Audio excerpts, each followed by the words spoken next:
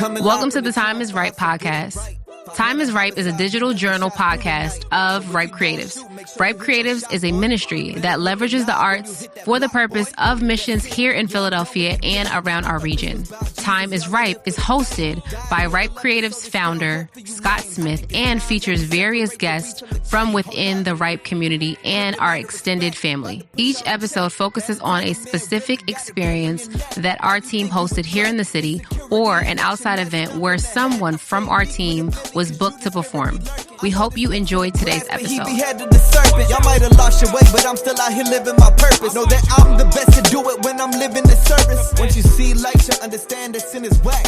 What's up, fam? Welcome back to The Time is Right. This is Scott Smith, and this is part 2 of the Oracles episode that took place on March 29, 2025. I got the same 3 guests in the room because we're picking up the conversation right where we left off. On the podcast, we got Mr. Jarrett Moses. Yo. Sergine. Hey, what's up? Jake Doggett. Yeah. Enjoy the combo. Shout out to Jake. Coming into that next one, it was Ashley Clark. Yeah. Similar to Sam Jam, like mentee of mine, but Ashley, big sis, twin sis, whatever. 15 years ago, whenever I was doing poetry in Philly with True Voices, Ashley was like, she was our GOAT. You know, she was the one that was pushing the pen further than the rest of us and kind of setting the standard of like, man, we got to be here if we want to really do this. And she's been out of it for a while. Since before pre-pandemic, she really has not been grinding as a poet, probably in over 5 years. And this was her like coming out party and seeing if she'll continue to come out. You know, we're still trying to get Ashley Clark out to 2 lines, but, so important for her. Really, like, selfishly, I just was excited to see Ashley Clark. I had a conversation with her on the side, and I was like, I remember, I think it was probably like it had to be a Poets in Autumn event, and I remember her, like, being one of the performers, like, in between intermissions or something like that. And I was like, oh, this feels like a full circle moment. And I told her, and she was like, she took a second, and she thought about it, and she was like, no, that is the last time I, like, performed. She said, I was in this building. And I was like, and I think for her, I think it was like probably one of those moments of just like, okay, you know what, I'm supposed to be here. This is the right moment for me to do this. And I think she did an incredible job. Like, I think for her, as I was listening to her, reading from her book, I was like, she knows the poem. She just kind of needed that as a confidence monitor. Like, she knew it. It was really good. Yeah, and her poem was the most unique and creative piece of the night. Dang. I was trapped backstage. I missed her whole poem. You missed the whole poem. I didn't make it out fast enough when she started. Oh, wait till the YouTube video comes out. Yeah. You're going to be dumbfounded by what she did. She tells the same story from 2 vantage points. Yeah. Oh, that's tough. And it is unbelievably good. And it is like, when you realize what she's doing, you know, whether that's for some people who know right away, 20 seconds in or 40 seconds in or a minute in, your mind is just like, there's no way. This is insane. And the end of it is just super powerful. And it leaves you with like, holy crap, we all need to look in the mirror right now. Yeah, it's just wait. Get that video out. Get that YouTube video. We might have to drop Ashley's first. And I also just want to say thank you to Ashley because Ashley promoted Oracles really well. And I don't mean on social media. I mean, there were a lot of people in that room specifically to see Ashley Clark do poetry again. We had, I don't know, a couple hundred people, 250 people in the room, I think at the peak time of Oracles. And there had to be 40 people in that room specifically to see Ashley perform because it had been years. And I appreciate, like, even in the, I don't know if I should be doing this again, her willingness to let people know so that Oracles could be blessed, I think that just says so much about her character as well, that she was willing to let the people know that she was back outside, and hopefully she stays outside. After Ashley Clark, shout out to Jake, we get into the Ripe Poets. I don't want to say it that way because you're a Ripe Poet too. So the rest of the Ripe Poets. Yeah, there you go. After Ashley Clark, we get into the last few performances of the night, which was the rest of the Ripe Poets that were all originally on the lineup. Shout out to Jake for being the newbie. But it was Greg Snow, followed by Sergine, followed by AVG, followed by Misspoken Poet, back to back. Greg Snow, Jarrett. Yo, the shade that this man threw out earlier was directed at one particular person. Greg Snow ended up doing his poem called Anxiety, and it is an amazing piece. It is probably his best piece, or one of his best pieces. And he talk about embodying a poem. Yeah. There's very few people that perform a poem better than Greg Snow does Anxiety. Yeah. Greg was not supposed to do the poem entitled Anxiety because he was supposed to do a new piece. He gave Scott anxiety by doing Anxiety. No. Greg, there could be like maybe like a short film about Greg's day. Because this man pulled up, or no, let me backtrack. He texted me the night before like some lines from this new poem that he was writing. And I was like, oh, nice, you got to finish. He's like, not yet. And I was like, where are you writing it now? He's like, I'm at a worship night, but after this worship night, I'm going to go write it. And then I picked up Red from the airport, and me and Red are hanging out. And he sends more lines from the poem. He's like, look, guys, I'm almost done writing the poem. This is 11 a.m. the day of Oracle. Me and Red are like, Greg, cut it out, man. What are you doing? So by the time we get to the venue, we meet Greg over there, and he finally has the poem finished. And he says it out loud for the first time. And he's like, any notes? We're like, what do you want us to tell you? Like, we're not going to put you through an editing process right now. You have to start memorizing what you just finished writing. And so he spent, while everyone else is like working to try and set up, he spends like the next 4.5 hours trying to memorize this poem. And he just ends up having like just pure anxiety rush over him. And he almost had like a panic attack. yeah, he's like, I mean, he was outside pacing in front of the church. And, you know, we were in West Philly. You know, he looked crazy out there. I thought he was welcoming people at first. He's definitely pacing. He was pacing up and down the sidewalk trying to memorize this piece. And I think, like so many other parts of Oracles, it was just a perfectly encapsulated moment, because then by the time he goes up to do this piece about anxiety, he has had one of the most anxious days of his life, and he absolutely crushed it. Absolutely crushed it. And it was, he killed it. I was furious with Greg. Yeah, it was too funny. After the fact, I was just like, Greg, my baby was in the hospital last night. And you spent the whole day not helping, just trying to memorize the poem. You had a year to figure this out, and you're trying to do it the day of. It's a cool year in Philly, man. Yeah, I was I like, can't. I was like, He was like, I think I finally decided what I Notes wanted is to do. I was crazy. like, Greg, get out of here. Yeah, I was like, I'm glad you figured it out. It was the show had started. I think whenever he was like, Yeah. or he was about to He was start. like vomiting in the bathroom or something. I don't know what he was doing. Oh, that I is love you, crazy. Greg. Cut that Poor out, guy. Jerry. Cut that We're leaving that one in. That one's good. Funny. Greg, we love you. Greg though. embodied anxiety because he was for having a whole day. having a panic. Definitely His having method that whole acting. panic attack. I was like, what? That was his plan the whole time. Yeah. Jeez, oh, I think like 3 performers in, he was like, Sergine, I really think I know what I'm going to do now. I was like, I'm so glad. Greg, I really hope you know. Like, yeah, I just looked at him. I was like, you are not doing a new poem that you don't know. Yeah. Like, what are you doing? Like, this is ridiculous. yeah. And he owned it, and Greg is ridiculously humble when it comes to being confronted with his mess. And but the poem actually that night, Anxiety, and I'm super excited for him to get a really good video of that piece. Yeah. Because I think this will be the best piece of content he's ever received in terms of like a video that he can send out to market himself as a poet. Yeah. Because it's going to be amazing. But shout out to Greg. After Greg, we had another new poem, but you actually did yours. Shout out to Sergine. Greg is getting filleted in this podcast. Yeah, I'll play. He's not here. He can't defend himself. I told you I was going to have it memorized. I knew that. Y'all wanted me to do furnish her so bad. And I was like, nah, I gotta roll with my spirit. You know how I switch up poems. Every time.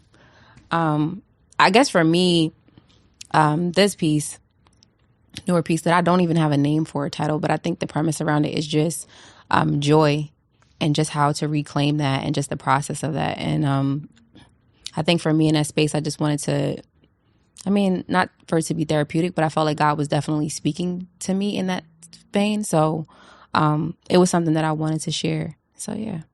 If you can get a name to us in the next month or two before the video drops, that would be helpful. Oh, sure. And I will say that could not have been better timing for you to come up, Sergine, and do the poem about joy in this therapeutic sense after we just experienced Greg's anxiety firsthand. You know, like it's just, again, a shout out to the way God moved all night long. Like in every minor detail, he was there.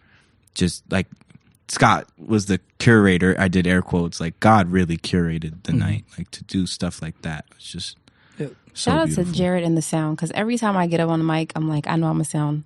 It's gonna be crisp. It's gonna be nice. The EQ is gonna be. I could hear the echo in the room. I was like, is that you, Lord? I hear you. Amen. Yeah, Jarrett does an amazing job, and I just want to shout out the tech thing. I know we already said this before we started the lineup, but every poem is ending, and then the poet is walking off, and that bumper video is playing, and the next poet is coming out, and it is just like it's an experience. And like what you're saying, coming off of Greg into Sergine's piece, it's not just the content that was like curated well; it's the production elements being curated well. It eliminates distractions. Yeah. And I think in church, we often talk about that from a ministry perspective. Like, how do you eliminate hurdles for people to experience Jesus in this church service? It's the same way with oracles. We wanted people to encounter God and experience truth, or wrestle with truth or engage truth, right, that they're hearing.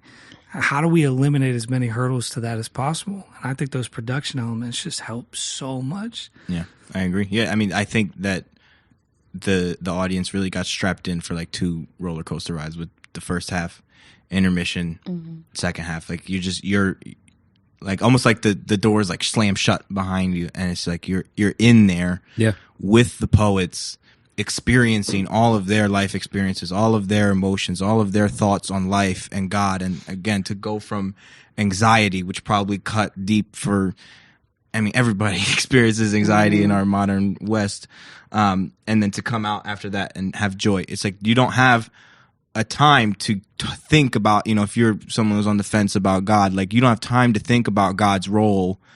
Like, I guess you don't have time to question God's role in anxiety or joy, because you're experiencing it with the poet, and then the poet is like, but God. Come on, Jake. And so like, I think for the people who were there, who were on the fence about it, I think it was just such a perfectly curated. Yo, it's giving Inside Out. Have y'all seen that? The second one? That was good. That was such a good movie. That was a whole sermon in itself when anxiety was like, you can't, it was like, you gotta let go. And Joy was there. I was like, oh, that's good. But yeah, that's what it made me think of, honestly. So yeah. Like you said, Jake, it eliminated distractions because you're not given a chance to get distracted. You're not having...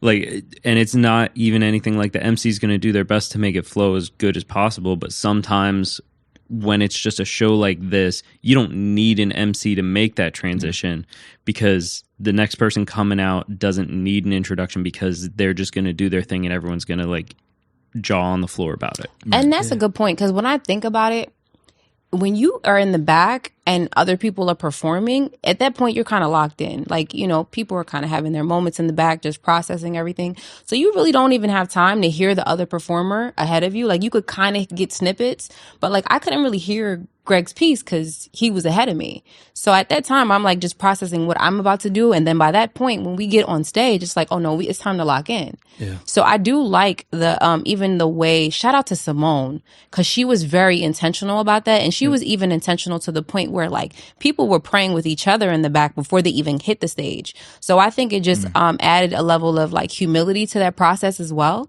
Because it's like, listen, I'm coming out on stage. I know I'm not coming for me. It's not about me. It's really about what I have to share and whatever God wants to do in that moment. So I thought that was really impactful. It was so good. Yeah. Shout out to the Lord and Simone. Yeah. And Simone. After Joy, Sergine's piece, AVG. Mr. Oracles. Mr. Oracles himself is what we've been saying since Oracles. We joke about this a lot, but honestly, like AVG was made to do this. Yeah. Like all of us write and perform in various spaces, and we, get a chance to do that in a lot of different places. But I think when you think about oracles as a concept of like this Christian spoken word event in a church to the body, to challenge the body, that poem that he does, Bible's Closing. Yeah. It is such a good piece to do in a church. Yeah. Like he has all these other pieces he can do anywhere else. That poem, it's like, it basically calls out all of us for not reading our Bibles enough, but it does it through the lens of like the Bible being defended in court. Yeah. And it is phenomenal. And there's nobody in that type of room that's not going to walk away convicted. Yeah. By the message of that poem, because we all need to get into our Bibles more than we do. Yeah.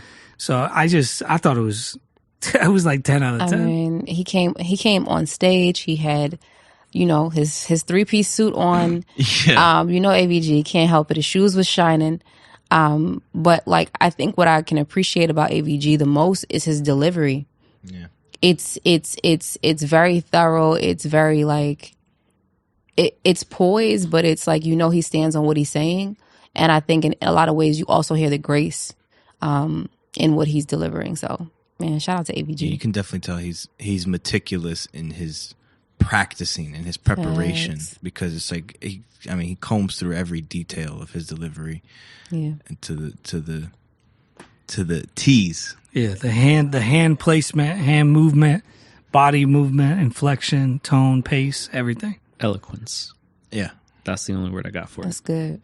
Yeah, he's very eloquent, articulate, Mm-hmm. like with his enunciation. Like an oracle. Word. Yeah, he's an oracle. He is For Mr. sure. Oracles. Yes. Shout out to AVG. He's the GOAT. We love him. Misspoken poet. Come on. Come Jayla. on. Jayla. She also did a new poem, Jesus poem. Jayla writes a new poem every day. Yeah. It feels like. A new fire. put her pen to work. She hates the old ones. Yeah. She's like, I can't ever do that again. I'm Yeah. like, what are you talking about? I've been doing the same poems for 10 years. What you talking about? You can do that poem until Put you to shame, 2035. Scott. Yeah, I'm Yeah, like, what like, do you nah, mean? I'm not gonna do that one. Yeah, like, hair, I don't like it. I'm like, what? I thought she was going to do the woman piece. She was like, that doesn't fit for like the gospel night. I was like, it's a convicting word to the church. If you want to do it, you can do whatever you want because every piece you have is great. That part. But she did more of like a gospel presentation piece. Yeah. And honestly, like, appreciate her doubling down to do that placement wise in the night. Because I think a different piece that maybe wasn't that should have been somewhere else in the lineup. But that poem in that slot right before Red Line, which is going to lead into worship, just wrapping up the right poetry set. I thought it was perfect. Yeah. I thought it was really, really good. Especially, the whole second half, again, I missed Ashley Clark because I was stuck behind stage. But, like, Greg and Sergine having these human emotional experiences, describing these highs and lows of life, and then AVG pointing directly to the Bible and having this, defense court case for the Bible, and then Jayla coming out and doing that poem about the love of God. It's like, it's like they did a sermon. You know what I mean? Like, without hearing each other beforehand, without really knowing how the night was going to go, and then obviously closing. Yeah. Well, we can get to it in a second. Red Line. Red freaking line. Houston, Texas is on. Houston, Texas. I'll say, my brother was there with his wife, and he came up to me in the beginning of the show, and I was sitting at the two lines table, and he was like, he asked me if I had to run a show or something. And I was like, I thought I did. And then it was on the table, and he looked at it, and he's like, who's this at the end? Red Line. Like, why does he have more time than everybody else? I was like, you're going to find out why. And afterwards, like, I saw him a couple of days later, and I asked him, I was like, do you know now why Red Line had the most time? He was like, dude. He was like, I don't even know how, like, just how he was breathing. Listen, let him cook. Like, he went with the lament set, and if anyone didn't know why they were there that night up until all the way at the end. The way that set brought everything together, and just, I think it opened up any hearts that were on the edge. Like, come up and talk to somebody right now about whatever you're thinking about, because there's no way you just sat through this whole thing and you're not thinking about anything. So just having that Red Line just ripping himself apart on stage, and then having God put him back together. It's just, I mean, it's a beautiful display. It's incredible. Red Line is world class. Yeah. Something. He's world class. Like, and I've been saying this since the first time I saw him and met him a few years ago in Houston for a We Go Live show. And it's just like, oh, he's got to be one of the best Christian poets in the country, if not the guy right now. And what's amazing about Red is, we did not have a lot of resources at all to pay him anywhere near his worth. But out of just like love and respect, he was like, I'm doing this. I will be at Oracles. And originally he was just going to do one poem because there was talk about us getting somebody else to be the closing feature, which did not pan out. And we kind of were like, well, we don't need to go find another closing feature because we have one right here in Red Line. So if this doesn't work out with this other person, we'll just ask Red, because Red's amazing. And I'm so glad the other person couldn't do it. Like, that's actually how I feel about the situation and the dynamic there, is like, that was Red's night to do that. Yeah. And that set in particular is so powerful and potent in that type of environment, especially. Yeah. Like, in a church for people to wrestle with. And then to wrap it up the way he did with like a gospel presentation. And then for us to roll into Ripe Worship. And when you guys remember on the run of show, I said, we may do an altar call, we may not. I'm not going to force it, but if it feels like that's where we're headed, then I'll do that. I'm just going to ask all of you guys as poets to come up front and pray with people if we get there. In the middle of Red set, I knew, we have to give people a chance to be prayed for tonight, because this man is literally uncovering all these heavy, heavy things in life that we deal with. Yeah. And people need to experience the Lord, you know? So it was crazy. Like stepping into Ripe Worship, shout out to Emily, Rashid, and Liv for doing that, coming in, doing an acoustic set. But the focus of even their time was just on the altar, on the space up at the front of the room. All, 12 of y'all, 13 of you guys as poets stood up front. And we just said, hey, I didn't pump or prime or anything. I just was like, if God's speaking to you tonight and you want prayer, come forward. And the whole front was full of people for the next couple of songs. It was really, really cool. I was almost shocked. Not even almost. I was shocked. Like, at one point, I think I closed my eyes while they were worshiping, and I opened my eyes, and I was like, there's all these people up here looking for prayer. And I was like, this is what Oracles is supposed to do. This is what the people needed. I was blown away at that moment, because I thought nobody was going to come. I don't know why. I just was like, maybe not. Even though I knew it was moving, but I think because, you've done your piece, you've done a couple things. There's a lot going on. So by the end of the night, I was like, well, let's see. But man, people were really looking, for something. Yeah, it just came to me that one of the times that I know the word oracles in the Bible is Paul in Romans. I don't remember the chapter, but he's basically breaking down to the Jews why the Gentiles are now allowed into the family. And then he says like something like, so what advantage then does the Jew have? And what he says is that the Jews were trusted with the oracles of God.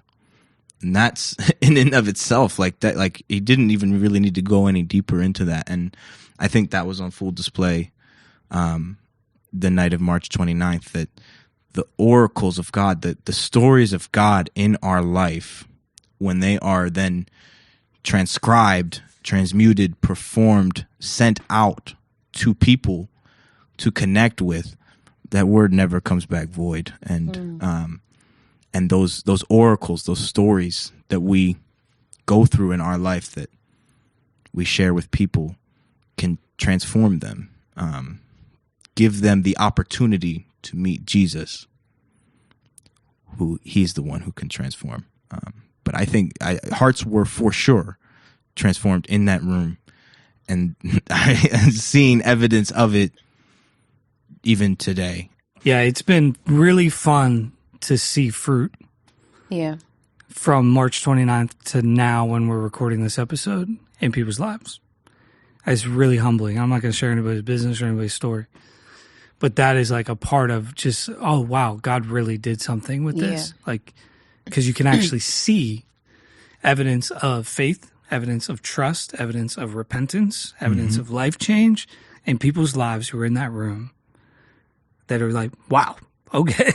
Like, that's amazing. In the same way that you would see that at a church service or something else of that nature, where God clearly did something in people's lives, individual people's lives. And I've heard testimonies that are way too intimate to share on this podcast of prayer moments between the artists and people in that room that are like mind-blowingly powerful moments that they had. Sammy was even one to kind of share that, where her testimony was lining up with another party in that room. And it's just like, man, you can't make this stuff up. Like, what are even the odds that that person is in front of her specifically to receive that? It's like, man, this is totally God. And that's what, it was a surrender. We talk about a surrendered life on this podcast a lot. And when we see that in people and we're encouraged by that, this was a surrendered event. Yeah. And I look at that and I'm just like, that's what God can do when you lay an event down at his feet fully. Just say, God, like, we're doing the investment. We're going to make this the best we can. We're going to bring this as an offering, but will you bring the fire? You know, we'll bring the sacrifice of the event, but can you bring the fire? And then he does. Yeah. And it can really change a lot of people's lives.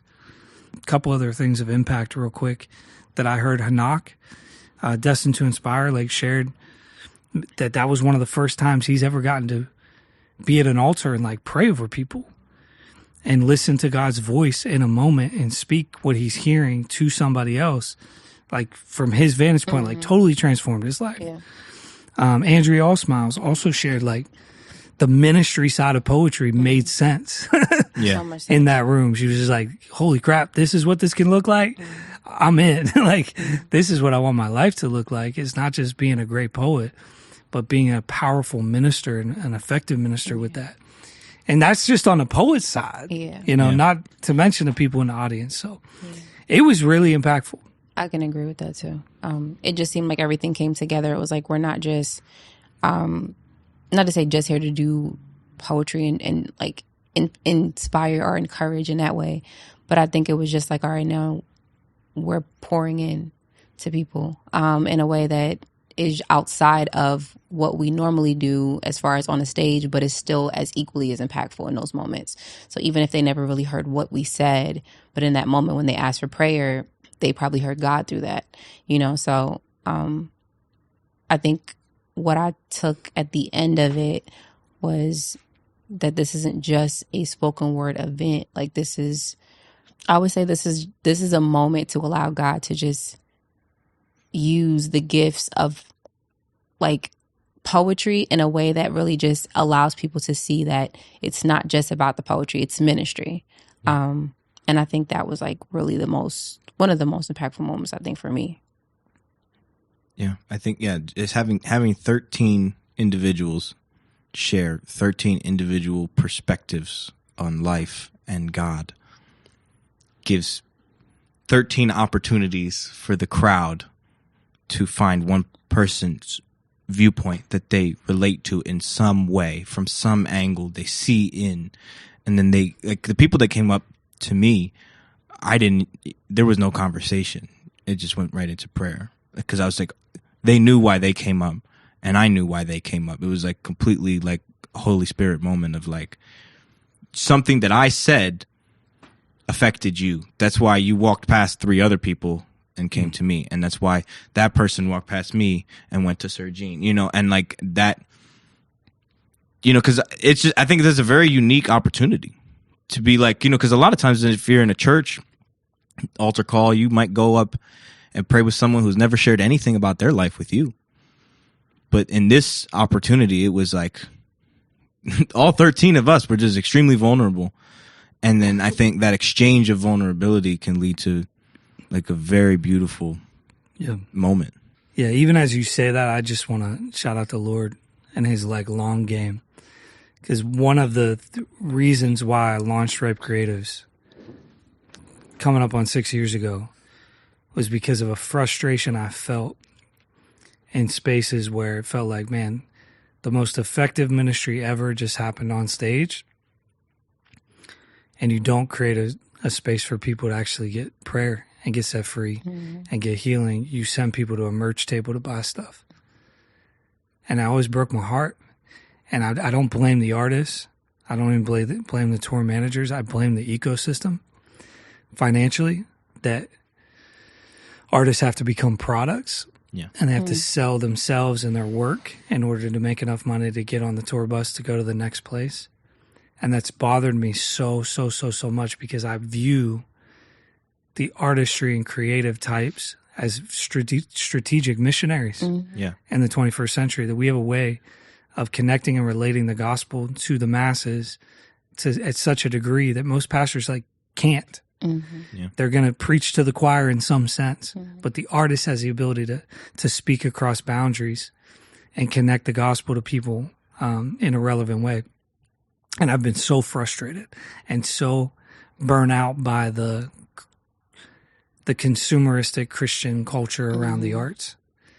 And I was like, what if I create something that might be flipped, create it as a ministry and ask people to fund it. So we have the funding before we open the doors. So we have the funding before we go on tour. So we have the funding before we do the thing. So we don't have to become a product. Yeah. And I was so pleased with that moment, just as we didn't turn this into a product. We did the ministry. We made it about this moment with people, and we didn't gloss over it. It would have been easy to do that. And I'm really glad we didn't do it. If we'd have had the space till 1 a.m., we could have been in there till 1 a.m. praying for people. I genuinely think, I mean, people were outside till midnight, still talking. People were still on the street, having conversations, still processing a lot of the stuff that happened that night. So yeah. Just so proud that we made the investment to do the work of ministry. Now, when you do that, family of God who are listening to this podcast, it comes with a consequence. Count the cost, because the devil be busy. And I experienced that on the front end with my family. Sam Jam experienced that massively after the event. And I'm telling you, she was on a mountaintop during Oracles in terms of spiritually what God was doing in her own life, and then through her at the altar and the ministry time. One of the most impactful moments for her. That night, she's driving back to her Airbnb for the night, or her friend's place that she was staying in. She gets into a car accident in West Philly. And basically what ends up happening is, while we're waiting, a bunch of people come. It's 2 a.m. We're outside with Sammy waiting for a tow truck. Before the tow truck comes, her car gets hit again while we're sitting in my car. And what would have been maybe a few $1,000s worth of damage became the most totaled car I've ever seen in my life in the matter of one night, over the course of a few hours. And it was just oh, this is spiritual warfare. It did not make sense on paper for her car to get hit. And while we're standing outside of the car, we get in my car, we're waiting for the tow truck to get there. She gets hit again. 4 ways are on, blinders are on. The person who hit her the second time was deeply impaired, drunk or high, and fled the scene. Bonkers, just of a situation. She ended up getting a really, really bad concussion. She had friends come out and pick her up from Indiana, and she's still recovering from that car accident, fiscally, personally, physically. But that just goes to show you, when you step out and you do stuff for the Lord, there will be some pushback. You might get shipwrecked. Yes, you might end up on an island and get bitten by some snakes. There's a reality there that's going to happen. Want to just say, Sammy, love you so much, and thankful for you taking some of this heat on the chin on our behalf and just navigating it so well with grace. Even in the car, in between the 2 accidents, she was just I know this is the devil, because what just happened in that girl's life. and why this is so important. And I know I'm exactly where I need to be.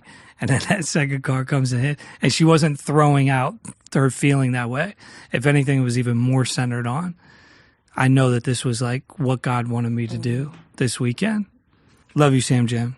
Thank you for being a part of this thing. Even the craziness at the end of the night. I also just need to share the event itself was not a break-even event. That was one of our goals going into the event, was hoping that it would break even so that it could be sustainable for the future to do it again. It didn't, right? It lost a sizable amount of resources because we invested a lot to make the event happen. But then something happened. We did the event on Saturday, March 29th. 2 days later, on Monday of the same month, Pastor Ernie Daniels of Christ Community Church, the same pastor who allowed us to host Good Soil in 2022, which is the first episode on this entire podcast. That same Ernie Daniels called us and said, hey, you know the money that you guys owe us for leasing our space? You don't anymore. And not only that, but we're going to write you a check to support the ministry of Ripe Creatives. And we're specifically writing you this check so you do it again. Now, what's crazy is the amount that check was for the entirety of the loss of the event that we incurred. So it covered the full expense of the event that we lost. They didn't know what we lost. And they wrote a check for basically the exact amount that we lost. And they said not, hey, we love you. Do whatever you want with this resource for Ripe Creatives. We're glad you did the event. It was so you do this again. Okay. And that little caveat, I was so mad. I was like, Ernie, why'd you do that, man? That's crazy. And this is why Scott doesn't take grants. Yeah, because then you force me to do things. But Ernie said that, and I actually feel very confident in saying that was the Lord too. Yeah. Not just the generosity.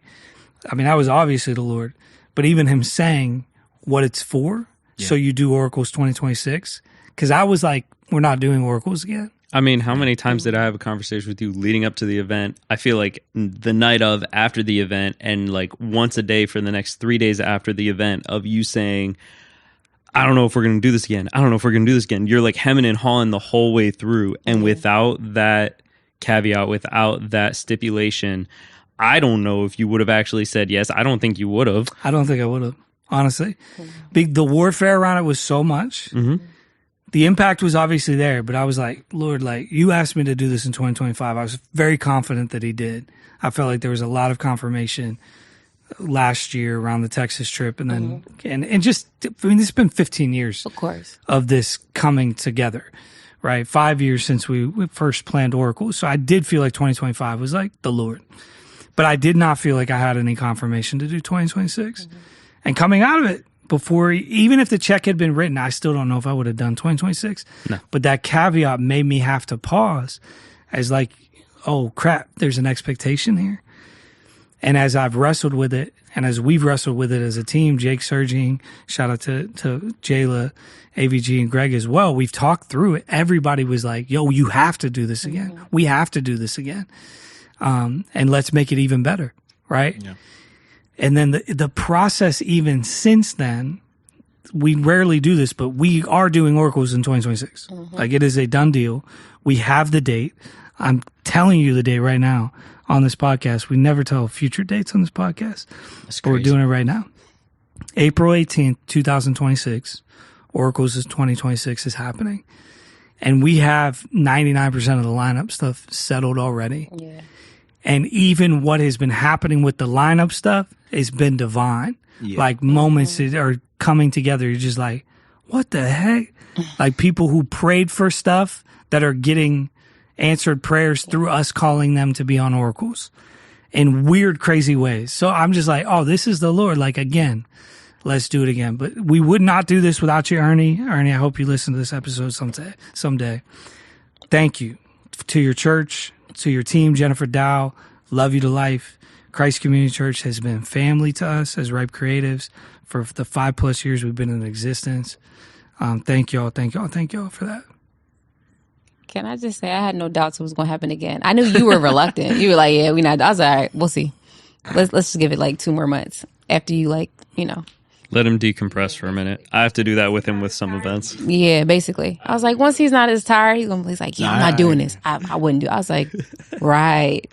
Sure, we're not doing it again. I think that's him after every set I of knew. Every No time doubt. we do peer, I don't want to do this next year. Yeah. Okay, Scott. I'll talk to you in 2 months. Nobody believes you ever. All right, we're calling Venice to schedule it out. I understood why. I understood why you felt that way. Like, I understood completely why you felt that way. But in my head, I was like, the Lord's going to show him. Yeah.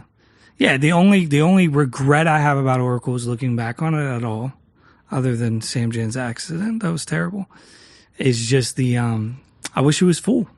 I wish the sanctuary had been full. And that was a big part of our debrief is we have to market this better. It's too good of a thing for this to not be a packed house. Yeah. And so we're excited to try to do that, to try to get the word out there even better this year than we did, I think, this past year. And I think in every way other than having it sold out, we have our proof of concept to a certain degree. Like, you know, and so I think marketing it, well, it'll be easy for me to market it this time because I know I'm going to be on it leading up to it.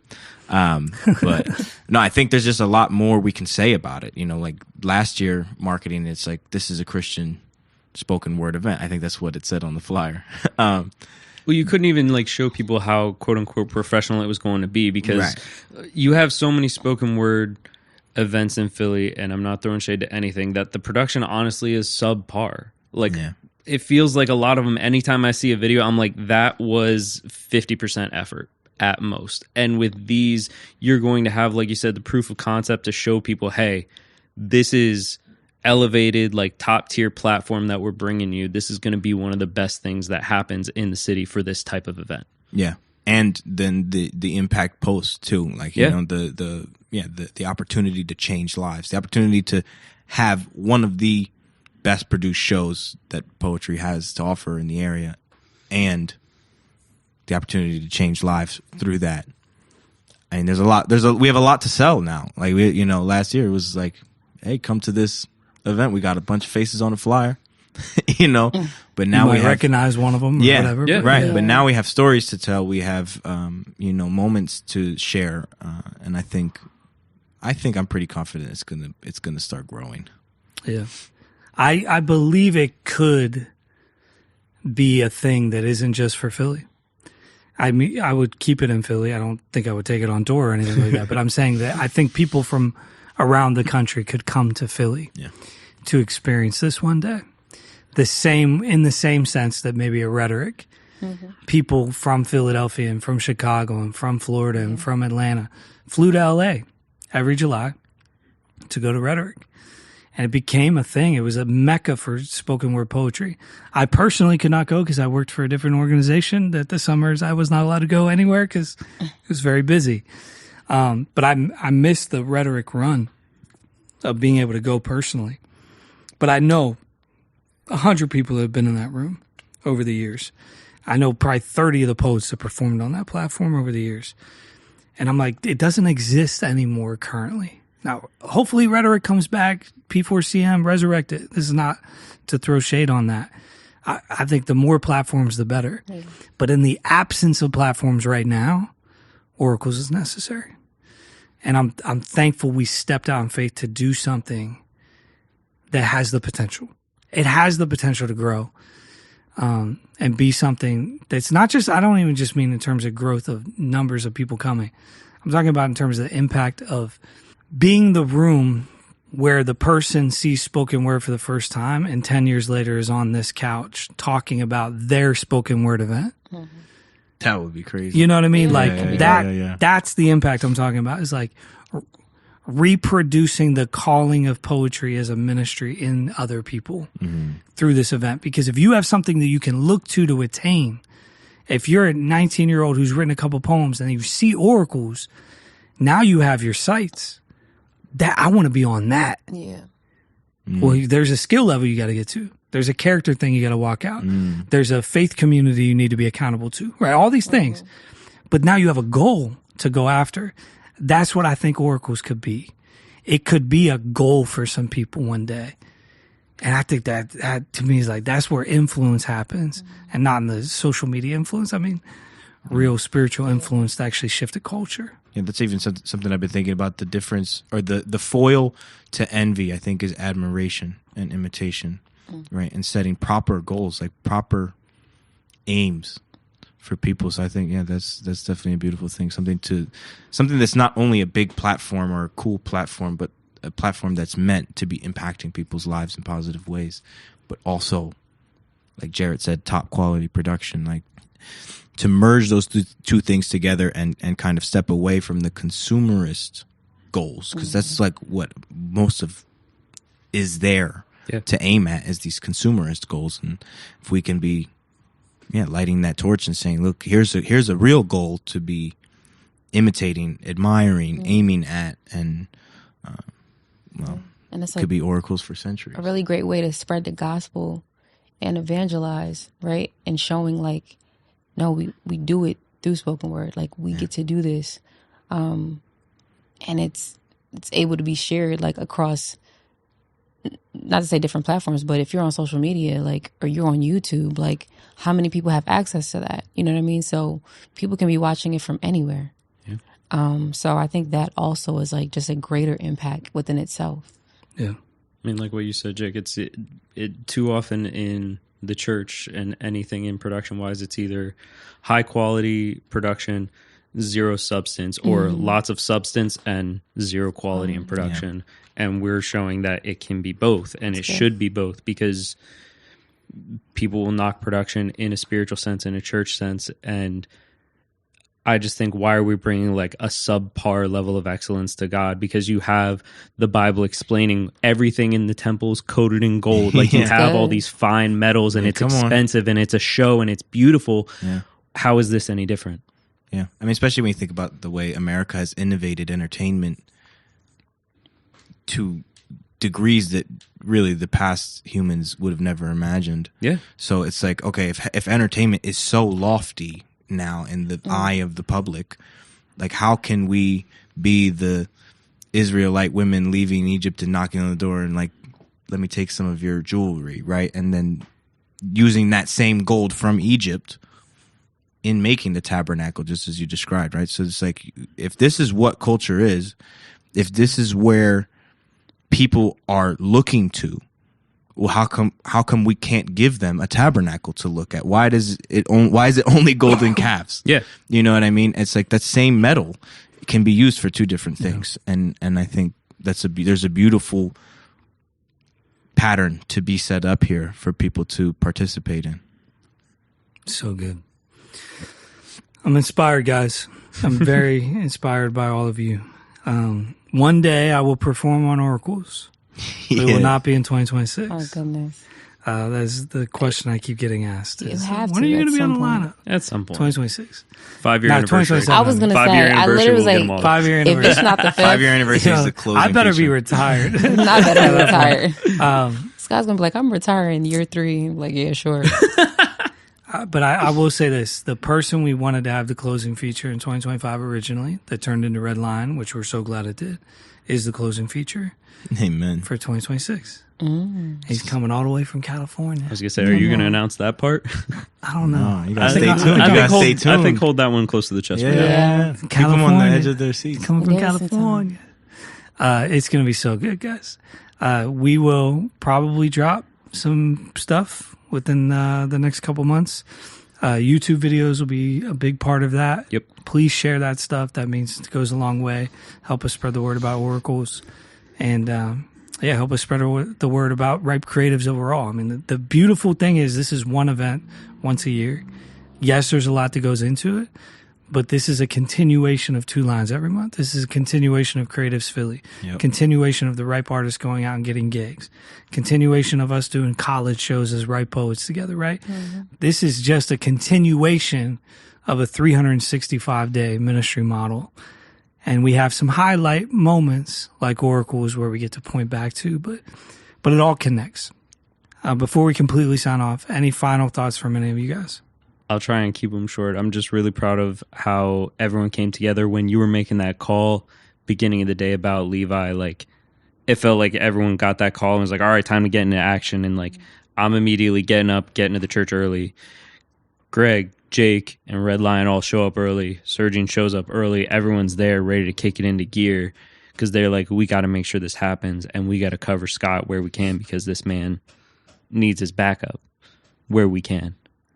And the other thing was just working with Red Lion shows who Ripe aligns itself with is just proof of what Ripe is and what it can do, because I've never seen anyone prep for a show the way Red does, and I've seen it twice now, and I love it, and I think it's a great example of what an artist who takes their craft seriously but also takes the ministry seriously can look like, because of him going out in his prayer and his fasting before every performance he will ever do, and just seeing him interceding for people that he knows he's going to connect with. You see a response to the events because of things like that. Yeah, I guess, my final thoughts is I'm just very, very grateful to have been a part of it, genuinely. It definitely would have been easy for me to not be a part of it. So just, thank you. It was really a super impactful experience. Definitely for me, doubled down all of the things that I had been thinking about. Like, what can I use spoken word for? What are the doors opening for me, God, to use whatever gifts you may have given me to communicate your image to other people? And after Oracles and moving forward, I'm just very grateful to see that there is good soil here to sow into. Just grateful. Yeah. I would say my takeaway, I enjoyed Oracles in a way that was just outside of performance and outside of the ministry. It was just amazing to just watch every poet operate with their gift with a level of reverence to God, humility, and they were willing to serve each other and the people. And I was like, oh, this is definitely ministry. And not just on my end, but I could see it in everyone else's demeanor. I could see it in the way, each person was just helping outside of the poets. Everybody was just on one accord of like, this is what we're doing and this is the mission and we're trying to make impact. And I felt that through the entire time. And I think that was just a beautiful experience. Thank you guys for doing this episode. Thank you to our partners. It's only possible, Oracles and all of those other things, because of the people who give and partner with Ripe Creatives. And so if you are one of those partners that gives money, that helps us produce things like Oracles, to take a risk, to produce a show at this level, thank you for your generosity. We don't do this without you. Thank you for helping us do that, believing in our mission, vision, values, our team, and giving resources. If you're here listening to this episode, Sergine, Jake, Top Mop Productions, or one of the other posts that was on Oracles, or just whatever, and you don't currently partner with us, we'd highly encourage you to jump on our website, ripecreatives.com, look at everything, check us out, do your research on us. But I do believe that it's good soil, it's good ground to sow into, and we'd highly recommend you becoming a monthly partner to support what we do so we can do even more of it. We appreciate y'all for tuning in. Thank you guys for listening to both of these episodes about Oracles. We appreciate y'all. And until next time, stay right. Boy, that's it. Yeah, I'm done with the games. I thought this was. You can learn more about Ripe Creatives and support our ministry by visiting our website, ripecreatives.com. To never miss a future episode, you can join our community text line by texting Time is Ripe to 215-273-3540. Time is Ripe is produced, recorded, edited, and released by Top Mop Productions. We hope you enjoyed today's episode. My purpose. Know that I'm the best to do it when I'm living the service. Once you see light, you understand that sin is whack. Be aware, wolves plotting on the next attack. Armor of God, give me the word. I'm always strapped. My brother's able, never question if I got his back.